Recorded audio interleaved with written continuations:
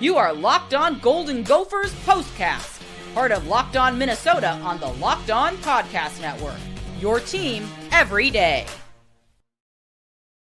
A heavyweight bout tonight. Penn State with the final knockout blow, though. Final score versus the Nittany Lions, 26-25. What's going on? Back in the lab, back at it. Another Gophers POSTCAST episode right here on the Locked On Sports Minnesota Network. Your team every day. Luke Inman at Luke_Spinman. We got Gophers Hall of Famer Ron Johnson, host of the Ron Johnson Show each and every Tuesday. Give him a follow on X at 3Ron Johnson. Kane Robb, host of Locked On Gophers. He's on X. Give him a follow at Gophers Kane Robb. So much to get into today, guys, including the biggest plays, the biggest turning points of the game. Plus, we should look ahead to next week versus Wisconsin for the Axe. But first, quick reminder, tonight's episode brought to us by FanDuel. Check this out. Win your first $5 bet, you're getting $150 in bonus bets guaranteed. Check it all out over at FanDuel.com today to get started.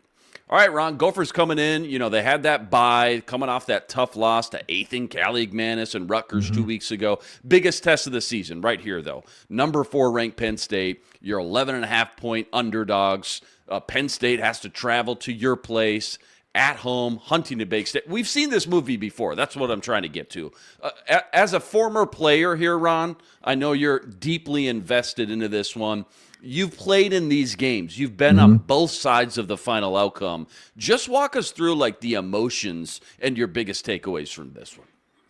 Yeah, so first of all, it was senior day, so it was fun to be down there on the field. I got a chance to talk to, Daniel Jackson a little bit before he went out there. I got a chance to talk to, the kicker, Derek LeCaptain. He and I had a, brief moment, which he kind of came to me, and so it's funny to see him kind of put it on today with the punt block. And so the emotions start there. You can see the parents were out there. Quinn Carroll wore his dad's old jersey number. He wore 83 for the pre-deal. Which I didn't realize that at first. I was like, who's number 83? Then I realized, that's Quinn Carroll wearing his dad's number. And, so it's a lot of those emotions. I got a chance to talk to, Quinn Carroll's dad. He and I are in this Bible study together. And so he and I, kind of had a brief moment, as he's walking off the field. So I think it's those emotions. We talked about the PJ about this on the PJ Flex show. It's like, how do you play with emotion, but not emotional? And I think the players turned it off quick. Like you saw them come back out the tunnel. They were all business. And at the end of the day, the emotions of the up and down of football, it sucks because without 2 turnovers, they win this game. And I think it boils down to that. Like you protect the football, you win this game. You look at Michigan, you look at North Carolina, you protect the football, you win this game. And even Rutgers, it's just one of those deals where you can't, like PJ's gonna, PJ as a coach, he's always gonna put it on himself. But you can't make some of those plays. Max Brosmer's interception, holding on to the ball too long, and then fumbles happen, but that's why the program is the ball. If they stuck to their numbers of what PJ wants when it comes to ball protection and ball security, they're probably 9-2 at this point. And that's what's tough to kind of swallow when you look at a team now. Let's just hope they can get a 7th win against Wisconsin. And it's, that's kind of where we're at. But the emotion side of it for a player, you built up to this. And it was even funnier to see Max Brosmer be the last name called today versus Daniel Jackson. Knowing that Max had only been here for a year, but the fans kind of gravitated to him quick, and he's become an early household name. Just wish he had another year. Yeah, missed opportunities for sure. Kind of the theme of this season. Reminds me of the Vikings 2023 season last year. Turnovers, absolutely what plagued them for most of the year. Kane, I want to obviously get into all the nuts and bolts, the meat and potatoes, but again, just kind of top of your head, biggest takeaways. That turned out to be an absolute heavyweight bout. It went blow for 60 straight minutes. But just your big picture first, your big picture, broad observations and takeaways before we get into the nitty gritty. Yeah, I think the Gophers broke a lot of trends. They got aggressive in most situations. They went for it on 4th early in the game. Yeah. Their defense came to play early in the first quarter. They forced 3 stops, a 3-and-out, a 5-play punt, and then a turnover on downs with a major sack. The defense came out strong right away. The Gophers scored in both of their opening drives, first half and second half. So a lot of things that we haven't seen the Gophers do consistently. They pulled it all out today, and they hung with the number 4 team in the country. Unfortunately, we couldn't get it all together. I was questioning that fourth down inside your red zone. There's like 6 minutes left. Like, do you go for it, or do you punt it, or you kick the field goal or whatever. And they went with the field goal, and I was like, well, he's putting trust in this defense. He's done that before this season, and it's played off. And it looked like it was going to. It looked like it was going to work out. They forced a 3-and-out almost, but they get caught on a fake punt, and that was a critical play in this one as well. Well, those really, I mean, you just rattled out two of my like top 3 or 4 biggest plays, biggest kind of turning points. And Ron called it out at the top. Can't lose the turnover battle like that, 2-0. You're just not going to win these games versus a team, versus a program like Penn State. But Ron, I mean, the fake punt, that was brutal. Again, the 2 turnovers. And then to Kane's point, down there at about the 7 or 8 yard line with 5 and change left, you got 3 cracks at the end zone, maybe 4 if you want to be aggressive. But that kind of trick play again, you're going back to your bag of tricks, and you're calling a left tackle screen for the most part. Just a wasted play. I thought those are the big ones that maybe, you know, if you're PJ, you're probably thinking about tonight. But what else were some of the biggest plays that you think, again, PJ and company are probably going to be thinking about tonight that they want back? Yeah, and so when you think about that, if Penn State happens to kick a field goal, the Gophers still have a chance, you know, and I think he didn't want that. He wanted to end it on his terms. If he was going to lose, he was going to lose it on his terms, or at least, you know, give his team a chance to win it on his terms. And, you know, if we lose it because I'm going for it. And for PJ, vice versa, you could have put them behind the 8 ball in that, scored a touchdown, and now they have to score. Now, would they have scored? Who knows? Maybe. I mean, that offense was trucking. They were moving the ball. But again, butterfly effect. If you're playing to win the game versus playing to hold on to a win, it's a totally different mindset. Buttholes get tighter. Play calls get different. Like, he was freewheeling it out there because he was playing with house money at that point, especially after the fake field or a fake punt, because now you're in their territory. You're like, you know what? They got to drive even longer now, even if we do lose this ball at this point, versus if they had stopped the fake punt. And that's why putting 10 guys across on a 4th and 1 or 4th and 2, to me, that was a safe call. Like, it should have been defensive safe. You should have sat back, because then Penn State probably says, look, this is not the time to do it. Let's just kick. Because, again, I think the Gophers' mindset was, oh, we got them. Let's get the ball back now. Let's maybe block another punt. Right. This is not the time for that. Like, it's punt safe at that moment. That's what statistics show. And that's just a tough thing about it. They were in the right call. Penn State had the right mindset. And having 10 guys line of scrimmage, now you only have to handle like 3 guys running to your left, versus if guys are stacked and they're playing safe, you got linebackers or players at second depth guys, and you got your gunners not caring. Your gunners are actually watching for any fakes. They're not really there to jam up. They're just there to make sure there's no route run or there's no pass out or something like that. And I think you play off. You play off so your eyes are on the play and you can see everything happening. That's where I think, a little bit just, we got this. They're about to punt. Here we go, guys. And Penn State, like Franklin, and again, I give it to Franklin, his poker face, like to hold up the hand, like, look, we're gonna punt, go punt. There was no conversation, there was no like timeout, because if there was a timeout or anything, you might alert. There was nothing. It was like, yep, we're punting. Let's go out there and punt. And he already had that ready to go. They probably say, hey, look, if they're in this, we're gonna go for it. If they're not, punt the ball, get out there. And they talked about it, I'm pretty sure, with the punter before they even got into that position. Yeah, and again, always easy to say in hindsight, of course, but again, you look back, again, that's one that I'm circling when you look at all the team plays side by side. You say you definitely want that one back. Had there been and the play, and by the way, the play to Ariante Ursary, terrible. It's a terrible just call. A waste of play, man. It's a waste of play. Yeah. Run the ball 3 times, twice even, and then throw it. Get in the, like, at that point, you had them on their heels. You don't need trick plays. Correct. You're on the 7 or 8 yard line. Like, run up the middle, go big, like show your force. Run. I mean, I get it. The double reverse pass work, but all right, we're on the 8 yard line. We just hurt them with a big throw. Like, I'm spreading them out maybe even and saying, Max, just take some short stuff. Yep. Like, let's dink and die. Like, let's get some hitches, let's get some bubble screens. Like, there was none of that. It was trick plays, and you can't do that at that point. And also, too, had there been 3 minutes and change or 2 minutes and change left on the clock as opposed to 5 and change, I think maybe their mindset is a little bit more aggressive for sure. And they end up going for that on 4th down as well. Right. Speaking of just a couple minutes of football, just real quick before we go to segment 2, the last 2 minutes of the first half, maybe the best 2 minutes of football I've watched all year. I mean, not only was it a slugfest, both teams traded haymaker after haymaker, but the impact, though, too, that had going going into the locker room. I mean, Gophers pinned them down at the 3. They force a 3-and-out. They block the punt. They score on the trick play one play later. You got all the momentum on your side. All you got to do is stop Drew Aller. All he does is march him all the way down for a touchdown in less than 60 seconds with some big help, I'm going to say it, from the officiating too. Terrible pass interference call. Their only penalty on the day. You think about that wasn't probably a play that should have been called a penalty. They would have had 0 penalties on the day. Baranowski gets hurt. That kind of sucks the life out of the stadium at halftime. A long delay. They line up for the extra point. Not only is it blocked, it's a 98-yard scoop and score to the house. That 3-point swing gave all the momentum right back heading into halftime, knowing full well we're getting the ball back at halftime, or the start of the second half, I should say. That was some of the best 2 minutes of football I think I've seen all season long. I mean, Ron, how huge, either of you, how huge was that at the time for momentum and just like overall psyche right now going to the locker room? You got it, Rob.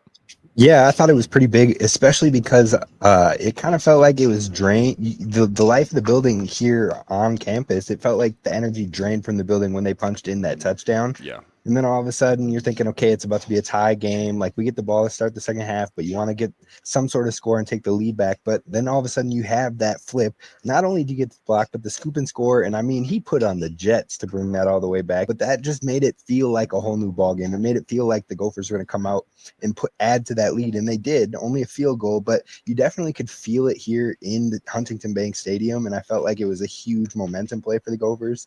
But unfortunately, in the end, it didn't play out our way. Yeah, 100%. All right, plenty more deep dive. I want to get into Coach's Corner, talking PJ Flex Day. Plus, we'll take a look at Max Brosmer and the offense's day a little bit more. That's all coming up right after this. Quick reminder, tonight's episode brought to us by FanDuel. FanDuel, America's #1 sportsbook. And right now, they got something for every football fan with a huge payout for every new customer without a doubt, I think it's their best promo of the year. $150 in bonus bets when you win your first $5 bet. And why I love FanDuel, when you get the hunch in the middle of the game, you can go check out the latest stats. You can view live play-by-play and so much more, all on the same page where you're placing your bet. Again, $150 in bonus bets when you win your first $5 bet, guaranteed. $150 in bonus bets guaranteed when you win your first $5 bet. Go check it all out over at FanDuel.com today. Again, check it all out over at FanDuel.com for $150 in bonus bets guaranteed when you win your first $5 bet. The defense today, guys, they look like, yes, there was a drive or two where they just let Penn State march up and down the field. But outside of that, they look like they were playing with the turbo button held down on Madden all day long. Penn State was 1 for 11 on third down. Now, we can talk about fourth down conversions as well. That's a completely different story, which, as Kane pointed out to me right before we hopped on, pretty much all happened on the last drive. But it just felt like that defense, man, they showed up and they showed out. I know people are going to look at the scoreboard in tomorrow's paper and see 24 points. But again, the positions that Max Brosmer with 2 turnovers in the offense put them in, I thought, and also you got to consider that was probably the biggest test they faced offensively too, versus Drew Aller and company and the weapons they have. What can you say about the defense tonight? A valiant effort nonetheless. I know that you still want the dub, but a valiant effort. They got to feel good about that heading into next week versus Wisconsin. What do you think, Ron? Yeah, so when you look at the Penn State coming in this game, you know, one of the most efficient offensive teams, and number 44, Tyler Warren is one of the best tight ends, if not the best tight end in the country, in my opinion. I don't understand how he's not up for the Heisman when you look at him. I mean, he punted a ball today. Like, this dude has played punter, quarterback, center. He's played running back, fullback, tight end, slot, outside. I mean, dude played center and caught a deep ball. So when you look at, like, them keeping him under wraps, he didn't do to them what he did to Purdue. I think he had like 17 catches for like 217 or something against Purdue. He wasn't out there. Like, other than that last play, even, like, they had him pretty much controlled. Like, it wasn't like, even though it was over 100 yards, which was that last play, which was absolute BS, they had him under control. Now, people are going to look at the stats and say, oh, they scored 361, or they ran for 360, or had 361. In the first half, they had 10 rushing yards. Yeah. Second half, they just kind of came alive a little bit, and then it became like, let's run the ball to get out the clock. But third downs, 1 for 11. So again, this team, I mean, fourth down is where they got killed, 3 for 4, but 4 third down, 1 for 11. Like they forced Penn State to punt the ball 4 times. Like this defense did their thing. Again, it goes down to the turnover battle. It was 2-0. Like the Gophers had 2 turnovers, and Penn State had none. And that's been the biggest defense. This defense has fed off of turnovers, and they couldn't force any today. Yeah, plus the pass rush. I thought like Anthony Smith, man, the last few games is absolutely turned it on. He had a monster 12-yard sack on 4th down in the first quarter. And to your point as well about the lack of rushing yards by Penn State early on, they had 1 rushing yard, guys, in the first quarter alone. But Kane, who, or I should say, what really stuck out to you as far as like the heartbeat and kind of the catalyst of the defensive performance today? I think it's a mixture of both Coy Parrish and Cody Lindenberg. Both of them really came to play today. I mean, they both finished with over double-digit tackles. I think Cody had 14, Coy had 13. Coy went one-on-one in man coverage against Tyler Warren in one of those circumstances and prevented the touchdown. There might have been a little contact, but overall, I mean, you're going up against, an All-American, a guy who Ron just said should be in the Heisman conversation, and a true freshman stood toe-to-toe with him and didn't let that touchdown happen and forced them into a field goal. I think both of those players brought juice, brought momentum, and really helped fire this defense up and create a lot of stops. Unfortunately, like you both have kind of said, that final drive, we had 3 4th down opportunities and just couldn't get one of them to go our way. Where are we at in the Max Brosmer scale right now? Because we got a huge sample size now. This was a tough question after 2-3 games, North Carolina, so-and-so. 11 games. There's been some great ups, some huge improvements offensively compared to what we've seen with this offense the last few years before he came in. And obviously, there's been some tough lows as well. I guess I just want to ask you, and we'll do like a season-ending review next week, or after their bowl game, I should say, team MVP, defensive MVP, things like that. But just Max Brosmer right now, Ron, how do you feel about him compared to your preseason expectations to where you're at now and where he could potentially lead this team in the future? Yeah, so here's the thing, and it's tough. Like Max Brosmer, I think is really good. Max Brosmer took a while to get going, though. Like Max Brosmer, I think could be better. And then also in some of these bigger games, I can't lie, like he hasn't always been there. Like seems like sometimes the game moves faster than his mind. And he's really smart. He's really good. I will say Penn State doesn't give up the big play, though. If you look at Penn State against USC, Penn State against UCLA, they're keeping receivers in front of them. And he made some absolute dart throws, like the one to Elijah at the end of the game. That bang 8, as they call it, because it's 7 steps and it's hard 7, and then you're coming out and the ball has got to be out when you break. Max threw it between 3 defenders. It was a high, low, and behind them type of throw, and he got it right in there to Elijah and got it to him so that he can keep running on the move. And so those type of throws leads you to believe that he can do it more. It's just like the game sometimes where he holds the ball maybe a little bit too long, or he's like, oh, should I throw this? And he doesn't throw it. And then when he does throw, it's an interception. So I think Max Brosmer's been good. I just feel like if he maybe, let's just say if he had transferred maybe 2 years ago to Minnesota, which is a normal portal transfer opportunity, I think more time in the Power 5 where he can see the speed of this game versus the FCS, I think Max Brosmer would have been a lot better. Like he's good, but it took him time to kind of get to this. But PJ said this is the smartest quarterback he's ever had.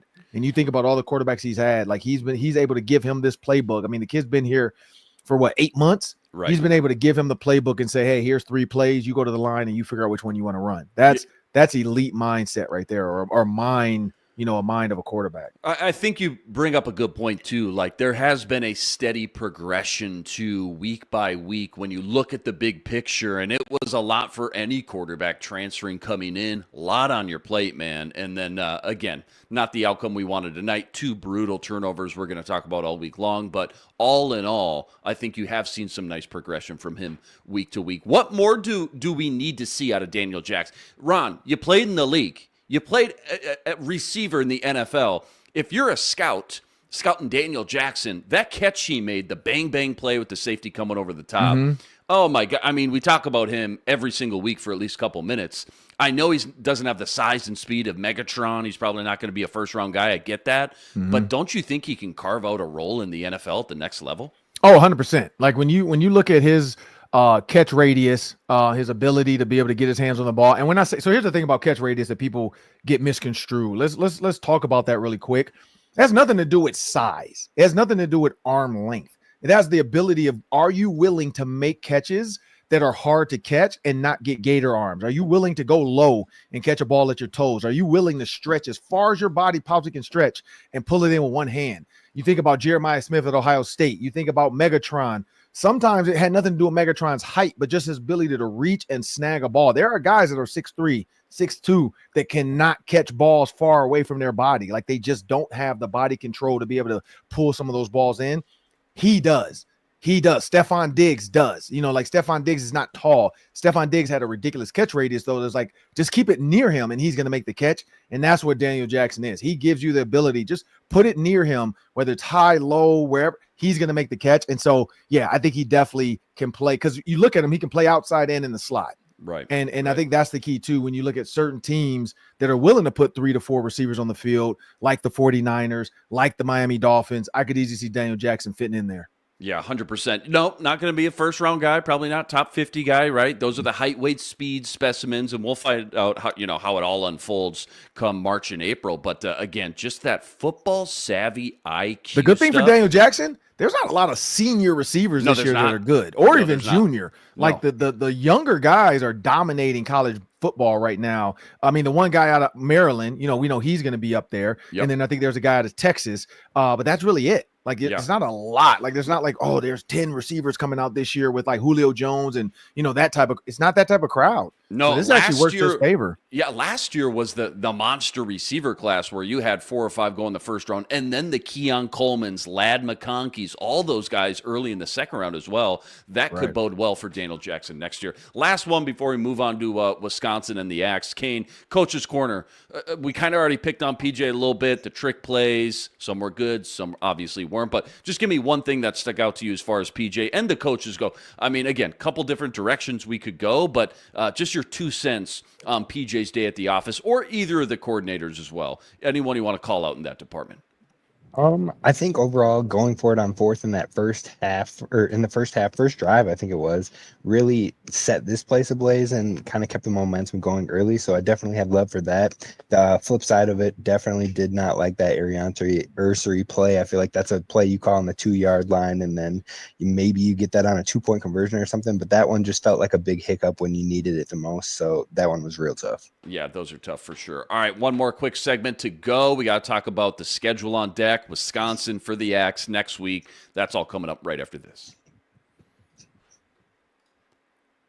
Quick reminder, tonight's episode brought to us by Prize Picks. Prize Picks, America's #1 fantasy sports app with now more than 10 million members to date. And for me and my money, it's just by far the easiest, and it's the most exciting way to get in on all the action while you watch your favorite sports and you watch your favorite players. So simple. All you got to do, you pick more or less on 2 or more player stats. You watch the winnings roll in. Football season, we're getting into crunch time. So whether it's anytime touchdowns, could be receptions, tackles, sacks, you name it, they got it. Take your pick on more or less. Add them to your Prize Picks entry today. Plus, they now offer Apple Pay, quick and easy deposits into your account all season long. Download the Prize Picks app today. Use code LOCKEDONNFL for $50 instantly with any $5 wager. One more time, download the Prize Picks app today and use code LOCKEDONNFL for $50 instantly with any $5 wager. Okay, guys, Ron, 1 game left. It's the one you circle every year. Don't care if you only win 1 game all season, as long as it's Wisconsin. How do you rally, though? How do you rally back now after such an emotional and exhausting game, I would imagine, both mentally and physically, in such a short time frame? They play on Friday next week after Thanksgiving, not Saturday. Yeah, well, here's the thing.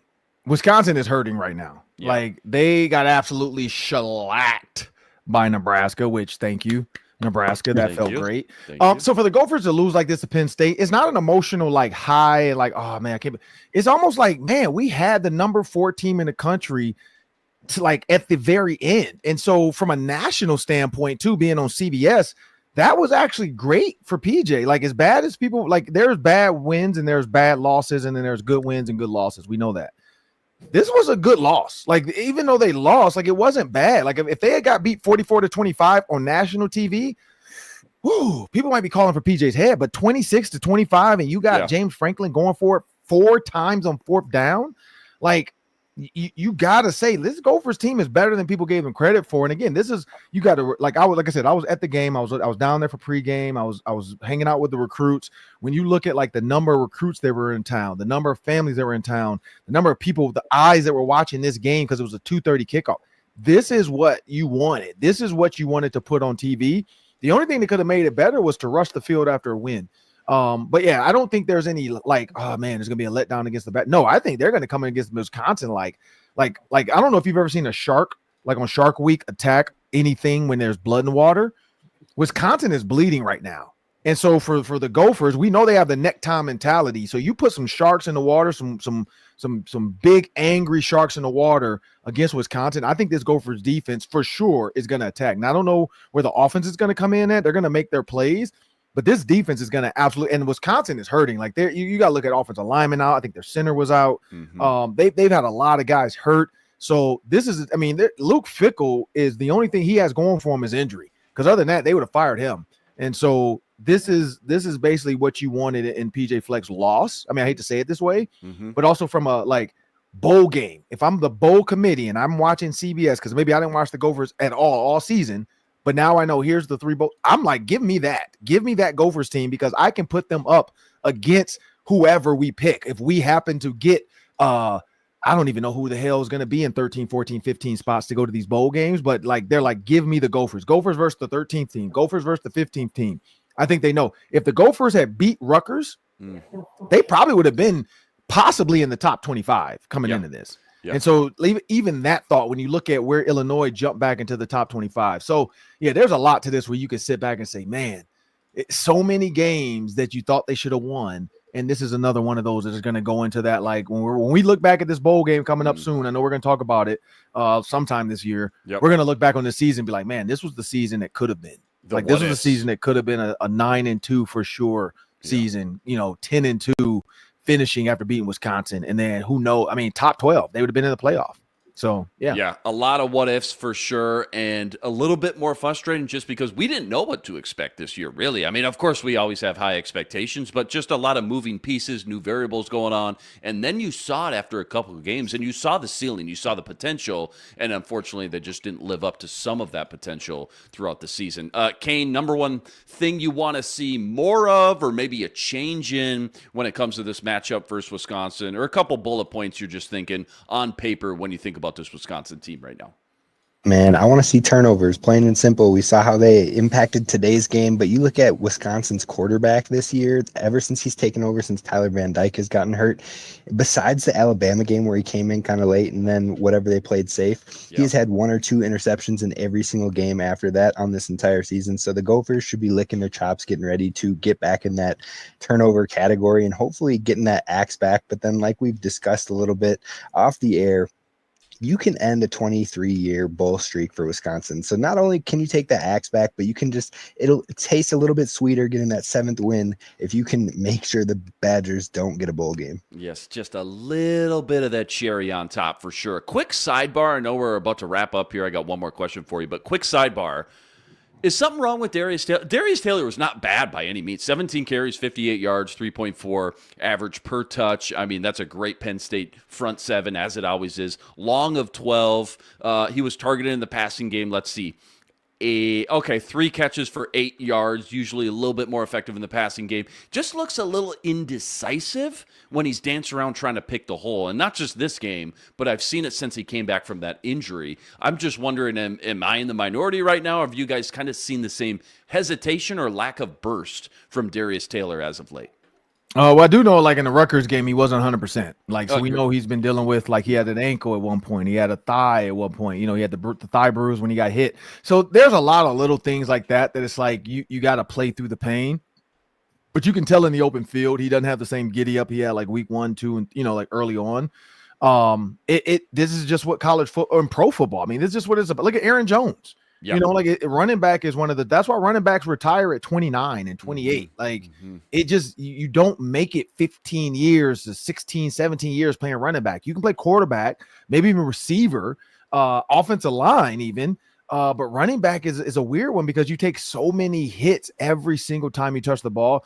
So Darius Taylor right now is just dealing with what everybody else deals with at the end of the season, just body, just beat up. And, it sucks that he's so young and he's tried to carry the load. I also believe too, if you put Marcus Majors in more against Rutgers, they probably win that game. Like, again, sometimes going back to the well too many times and Darius maybe not 100%, you might want to just sit him down and give him 2 full weeks and let Marcus Majors take it. So I don't think he's indecisive. I don't think he has the ability to like push off and get to the spot that he usually can. And it's not, I mean, I think like I was on the field so I could see this, but I don't know if the TV caught it, but after one of his runs earlier in the game, like in the first quarter, you see him kind of tap out and then he's like, he doesn't run off. He kind of limps off a little bit. So you just know like his body's just beat up and it's football. That's the thing that sucks about it. It is what it is. And he'll be fine. He'll get this week to rest. It's going to be a quicker turnaround, but it's Wisconsin. That's when you turn it on and your adrenaline does more for you than your ability. Yeah, 100%. Good breakdown there. Last one, just Big Ten overview. What do you guys think of the playoff seedings right now? Anything stick out to you this week in the Big Ten? Ohio State finally knocked off Indiana 38-15. That was a drubbing. Obviously, this Penn State game was huge for a lot of implications for them.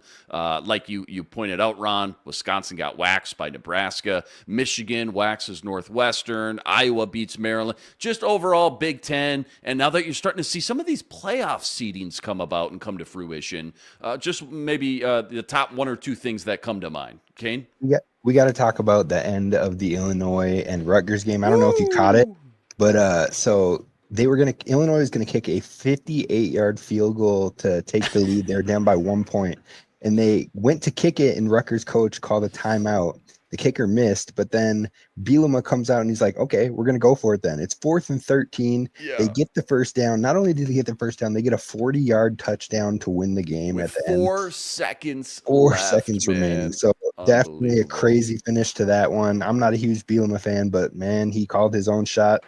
But I'm curious to see what's going to happen with Indiana after that Ohio State loss. I know it was bigger than what most people want. Hopefully they can still find themselves in that 11 or 12 slot. But if they don't and they get pushed out of the CFP, that could have some repercussions on the Gophers Bowl and what they would get to. So interesting domino effect there. Yeah. So interesting domino effect. They can get in still. For sure, and it's going to be interesting to see how they bounce back after facing some adversity. Obviously, they haven't had to face much adversity because this was their first loss of the season too. So yeah, they got Purdue though, so I'm not too worried about that. They got Purdue next week. Good call. All right, Gophers lose a heartbreaker despite a valiant effort tonight. Final score versus the Nittany Lions, 26-25. They dropped to 6-5 on the year. Huge shout out to all the everydayers out there that always make us your first listen.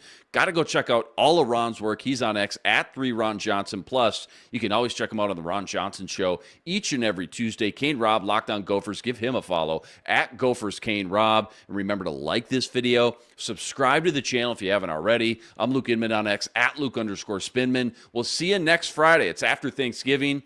Gophers take on Wisconsin. But until then,